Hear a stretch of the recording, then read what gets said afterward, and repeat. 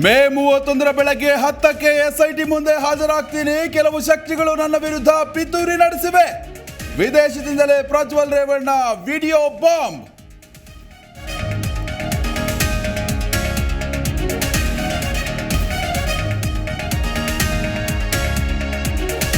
ತಂದೆ ತಾಯಿ ತಾತ ಕುಮಾರಣ್ಣಂಗೆ ಕ್ಷಮೆ ಕೇಳ್ತೀನಿ. ನಾಡಿನ ಜನತೆಗೂ ನಾನು ಕ್ಷಮೆ ಯಾಚಿಸ್ತೀನಿ.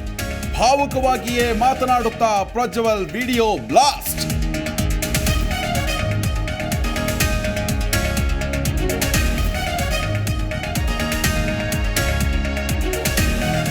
ಸುಳ್ಳಿನ ವಿಡಿಯೋ ಪ್ರಕರಣದಿಂದ ಆಚೆ ಬರ್ತೀನಿ. ಬಂದ ನಂತರ ಇದಕ್ಕೆ ತೆರೆ ಎಳೆಯೋ ಕೆಲಸ ಮಾಡ್ತೀನಿ.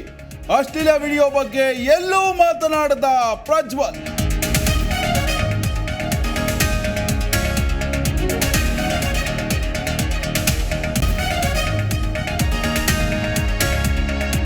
ಡಿಕೆಶಿ ವಿರುದ್ಧದ ಆದಾಯ ಮೀರಿ ಆಸ್ತಿ ಗಳಿಕೆ ಕೇಸ್ ವಿಚಾರಣೆ ಮೇ 31ಕ್ಕೆ ಮುಂದೂಡಿದ ಹೈಕೋರ್ಟ್. ನ್ಯಾಯಮೂರ್ತಿ ಸೋಮಶೇಖರ್ ಉಮೇಶ್ ಅಡಿಗರಿದ್ದ ಪೀಠದಿಂದ ಆದೇಶ.